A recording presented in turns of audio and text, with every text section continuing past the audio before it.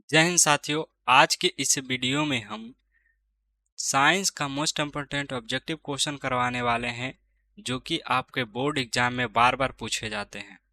तो साथियों, ये हमारा ऑब्जेक्टिव का पार्ट 2 है। यदि आप पार्ट 1 नहीं देखें तो जाके पार्ट 1 जरूर देख लीजिएगा, और सभी पार्ट को देखने के लिए चैनल को सब्सक्राइब कर लीजिए और बेल नोटिफिकेशन को भी ऑन कर लीजिएगा, ताकि जैसे ही वीडियो हम डालें आप तक नोटिफिकेशन पहुंच जाए।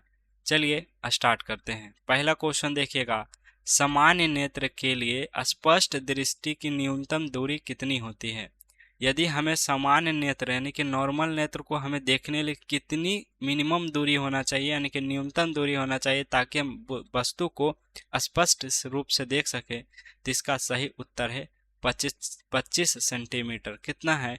25 सेंटीमीटर कम से कम मिनिमम दूरी होना चाहिए। और अधिकतम दूरी अनंत होती है। अधिकतम जब पूछ ले तब अनंत होती है। चलिए आगे बढ़ते हैं। दूसरा नंबर क्वेश्चन देखिए, किस लेंस को अभिसारी लेंस भी कहा जाता है? कौन सा ऐसा लेंस है साथियों जिसको अभिसारी लेंस कहा जाता है? इसका सही उत्तर है उत्तल लेंस। उत्तल लेंस को अभिसारी लेंस कहा जाता है। क्यों? क्योंकि ये सभी विकिरणों को एक जगह क्या करता है? एकत्रित कर देता है। कहीं से भी प्रकाश का किरण आ रहा है, एक जगह एकत्रित अभिसरित कर देता है, इसलिए इसको हम अभिसारी लेंस भी कहते हैं। तीसरा नंबर क्वेश्चन देखिएगा, विद्युत शक्ति का एसआई मात्रक क्या होता है? साथियों, विद्युत शक्ति का एसआई मात्रक वाट होता है। याद कर लीजिएगा, विद्युत शक्ति का एसआई मात्रक क्या होता है? वाट होता है। चलिए चौथा नंबर क्वेश्चन देखिएगा, हमारे घरों में जो विद्युत आपूर्ति की जाती है, यानी हमारे घर में जो विद्युत आती है वह क्या होती है? साथियों, हमारे घर में जो विद्युत आती है वह 220 वोल्ट एसी करंट होती है। क्या होती है? 220 वोल्ट एसी करंट, यानी कि प्रतिवर्ती धारा होती है। ऑप्शन बी वाला बिल्कुल करेक्ट आंसर हो जाएगा। ऑप्शन बी वाला बिल्कुल करेक्ट आंसर हो जाएगा। चलिए आगे बढ़ते हैं। अगला प्रश्न देखिएगा, अगला प्रश्न हमारा क्या कर रहा है?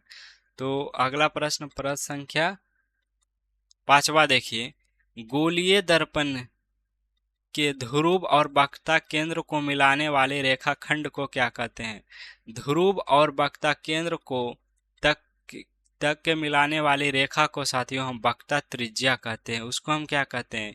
उसको हम वक्रता त्रिज्या कहते हैं। जैसे देखिए, ये एक मान लीजिए कि ये है एक उत्तल दर्पण है, यहाँ ध्रुव है, यहाँ इसका सेंटर है, तो इसको मिलाने वाले रेखाखंड को हम वक्रता त्रिज्या कहते हैं। चलिए अगला प्रश्न देखिए, प्रश्न संख्या 6, चंद्रमा पर खड़े अंतरिक्ष यात्री को यह आकाश कैसा प्रतीत होता है? यदि कोई व्यक्ति है जो चंद्रमा पर खड़ी है, तो उसको अंतरिक्ष यात्री को वहां पर जो अंतरिक्ष यात्री को आसमान काला दिखाई देगा। क्यों? क्योंकि वहां प्रकाश का प्रकीर्णन नहीं होता। प्रकाश का प्रकीर्णन नहीं होता, जिस कारण से यहाँ पर जो चंद्रमा पर खड़े अंतरिक्ष यात्री को जो आकाश है वो काला दिखाई देने वाला है। 7वां नंबर क्वेश्चन देखिएगा, विभवांतर मापने वाले यंत्र को हम क्या कहा जाता है? विभवांतर जिसमें से मापा जाता है उसको हम कहते हैं वोल्ट मीटर। उसको हम क्या कहते हैं साथियों? उसको हम कहते हैं वोल्ट मीटर। चलिए 8वां नंबर प्रश्न देखिएगा, दाढ़ी बनाने में या हजामत के लिए किस दर्पण का प्रयोग किया जाता है? दाढ़ी बनाने या हजामत के लिए हम उपयोग करते हैं अवतल दर्पण। क्यों करते हैं? क्योंकि यह बड़ा प्रतिबिंब बनाता है। यह एक बड़ा प्रतिबिंब बनाता है, इसलिए हम दाढ़ी बनाने के लिए हम अवतल दर्पण का प्रयोग करते हैं। 9वां नंबर क्वेश्चन देखिएगा, प्लास्टर ऑफ पेरिस का रासायनिक सूत्र क्या होता है? प्लास्टर ऑफ पेरिस का रासायनिक सूत्र साथियों ऑप्शन सी वाला बिल्कुल करेक्ट हो जाएगा। CaSO4 ½ होता है।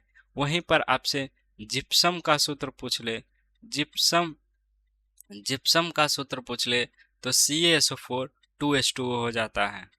चलिए अगला क्वेश्चन देखिएगा, 10वां नंबर क्वेश्चन देखिएगा, सिरका में मुख्य रूप से कौन सा अम्ल पाया जाता है? साथियों, सिरका में सिट्रिक अम्ल पाया जाता है। सिरका में सिट्रिक अम्ल पाया जाता है। याद कर लीजिएगा, सिरका में कौन सा अम्ल पाया जाता है? सिट्रिक अम्ल मुख्य रूप से पाया जाता है। सिरका में लगभग लगभग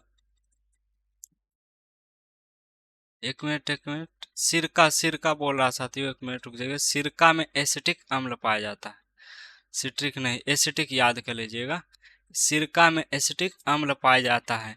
लगभग लगभग कितना परसेंट एसिड रहता है साथियों? तो 4 से 8%। ये पूछा है 2026 में, शायद क्वेश्चन आया था कि सिरका में कितने परसेंट एसिटिक अम्ल पाए जाते हैं। और जो सिट्रिक अम्ल है साथियों, वो नींबू में पाए जाते हैं। नींबू हो गया, हमारा संतरा हो गया, ये सब में सिट्रिक अम्ल पाए जाते हैं। एसिटिक सिरका में एसिटिक अम्ल पाए जाते हैं। चलिए अगला प्रश्न देखिएगा, प्रश्न संख्या 11। प्रकृति में पाए जाने वाला सबसे कठोर पदार्थ कौन सा है? प्रकृति में सबसे कठोर पदार्थ साथियों हीरा है। हीरा, दुनिया में सबसे कठोर पदार्थ हीरा ही होता है। चलिएगा अगला प्रश्न देखिए, प्रश्न संख्या 12। शुद्ध जल का पीएच मान कितना होता है? शुद्ध जल का पीएच मान पूछा है। शुद्ध जल का पीएच मान 7 होता है। ऑप्शन सी इसका करेक्ट आंसर होगा। चलिए अगला प्रश्न देखिए, प्रश्न संख्या 13। निम्नलिखित में कौन सी गैस ग्लोबल वार्मिंग यानी कि भूमंडलीय तापन के लिए उत्तरदायी है? हमारा ग्लोबल वार्मिंग बढ़ रहा है, जिससे ग्लेशियर पिघल रहा है, इसका मुख्य कारण कार्बन डाइऑक्साइड है। क्या है साथियों? इसका मुख्य कारण कार्बन डाइऑक्साइड है। चलिएगा अगला प्रश्न देखिए, प्रश्न संख्या 14। सोडियम यानी कि Na की परमाणु संख्या क्या है? सोडियम की परमाणु संख्या साथियों 11 होती है। सोडियम की परमाणु संख्या कितनी होती है साथियों? 11 होती है। अगला प्रश्न देखिए, प्रश्न संख्या 15। सीसा और टीन की मिश्र धातु को हम क्या कहते हैं? सीसा और टीन को मिलाकर कौन सा धातु बनाया जाता है? पहला देखिए ऑप्शन है सोल्डर। सोल्डर तो बिल्कुल नहीं होगा साथियों।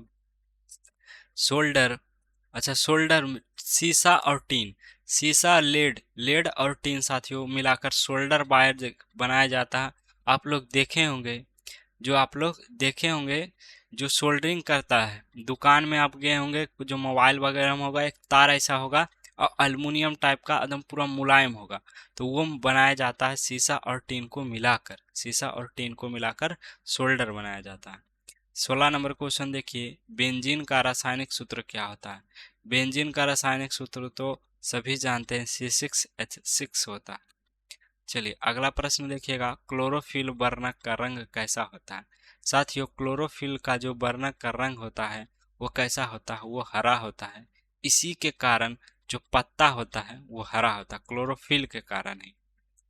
चलिएगा 18 नंबर क्वेश्चन देखिएगा, मानव शरीर में रक्त यानी कि खून क्या है? मानव शरीर में क्या है बताइएगा? खून साथियों, जो खून यानी कि ब्लड है, ब्लड क्या है? एक पेशी उत्तक है, या तरल संयोजक उत्तक है, या तंत्रिका उत्तक है, या उपकला उत्तक है? देखिएगा यहाँ पर क्या है, खून जो है ऐसा ही नाम से पता चल रहा है, खून एक तरल यानी कि द्रव अवस्था में रहने वाला द्रव संयोजी उत्तक है। क्या है? तरल संयोजी उत्तक है। चलिए अगला प्रश्न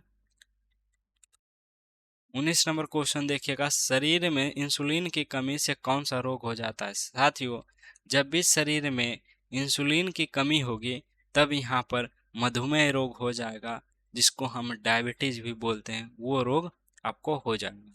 चलिएगा अगला प्रश्न देखिएगा, मास्टर ग्रंथि यानी कि मास्टर ग्लैंड किसे कहा जाता है? मास्टर ग्रंथि यानी कि मास्टर ग्लैंड पीयूष ग्रंथि को कहा जाता है। कहीं कहीं आपको प्यूटरी भी देखने को मिले। मास्टर ग्रंथि, पीयूष ग्रंथि या प्यूटरी ग्रंथि को भी कहा जाता है। 21 नंबर क्वेश्चन देखिएगा, अमीबा में जनन मुख्य रूप से किस विधि द्वारा होता है? अमीबा में जनन जो होता है साथियों, वो विखंडन द्वारा होता है। क्या होता है? द्विविखंडन द्वारा किया जाता है। ऑप्शन बी वाला बिल्कुल सही हो जाएगा। चलिए अगला प्रश्न देखिए, प्रश्न नंबर 22। डेंगू उत्पन्न करने वाला मच्छर किस तरह जल में रहता है? जो डेंगू उत्पन्न करने वाला जो मच्छर है साथियों, वह रहता है गंदा जल में। डेंगू, डेंगू बोल रहा है तो साफ जल में होता है। जो डेंगू होता है साथियों वो साफ जल में पाया जाता है। डेंगू उत्पन्न करने वाला जो भी यहाँ पर मच्छर होते हैं, वो हम लोग सोचते हैं कि वो साफ जल में पाए जा सकते हैं, लेकिन गंदे जल में हम सब सोचते हैं कि गंदे जल में होता है मच्छर, लेकिन साफ जल में जो डेंगू उत्पन्न करता है वो साफ जल में ही उसका निर्माण किया जाता है, यानी कि वही उत्पन्न होता है वो। 23 नंबर क्वेश्चन देखिएगा, पौधे में जाइलम किसके लिए उत्तरदायी है? पौधे में जाइलम करता है जल का वाहन। क्या करता है साथियों? पौधे में जो जाइलम का उत्तरदायी, यानी कि जाइलम का जो मुख्य रूप से काम है वो जल का वाहन करना है। अगला वही पर फ्लोएम, फ्लोएम क्या करता है? तो फ्लोएम फूड का करता है। फ्लोएम क्या करता है? ग्लूकोज वगैरह इधर उधर अमीनो अम्ल का वहन, ये फूड का भोजन फ्लोएम करता है। चलिएगा 24 नंबर क्वेश्चन देखिएगा, एक स्वस्थ मनुष्य का सामान्य रक्तचाप कितना होना, यानी कि ब्लड प्रेशर कितना होना चाहिए? तो 180 नहीं 80/120 होना चाहिए। कितना होना चाहिए? सामान्य जो रक्तचाप यानी कि ब्लड प्रेशर जो है स्वस्थ मनुष्य का 80/120 होता है। क्या होता है? 80/120 होता है। ऑप्शन ए कर लीजिएगा। अच्छा, 120/180 होता है, 120/80 होता है। ऑप्शन बी वाला कर लीजिएगा। एक जैसा लगता तो कंफ्यूजन हो जाता है। 120 पहले, उसके बाद बटा में 80 चलेगा। 25 नंबर क्वेश्चन देखिएगा, पुष्प में पराग कोश में क्या पाए जाते हैं? पुष्प के पराग कोश में पराग कण पाए जाते हैं। क्या पाए जाते हैं? पराग कण पाए जाते हैं। साथियों, इस प्रकार से हम पार्ट टू में हम 25 क्वेश्चन किए थे। पार्ट टू में टोटल 25 क्वेश्चन किए थे। इसी तरह हम पार्ट थ्री भी लेके आएंगे। पार्ट थ्री में भी हमने 25 क्वेश्चन को रखा है, तो उस वीडियो को जाके जरूर देखिएगा ताकि आपको पूरे क्वेश्चन समझ में आ जाए। एक ही वीडियो में सारा क्वेश्चन करने से याद भी नहीं होता। 25-25 क्वेश्चन अगर डेली याद करते हैं तो 10 दिनों में हम कितने क्वेश्चन याद कर लेंगे? 250 क्वेश्चन। हमें बनाना आता कितना है? 80 क्वेश्चन। हमें बनाना कितना है? 40 क्वेश्चन। यदि 10 पार्ट यदि हम लाते हैं तो 10 पार्ट को जरूर देखिएगा और अपने दोस्तों के साथ शेयर कर दीजिएगा।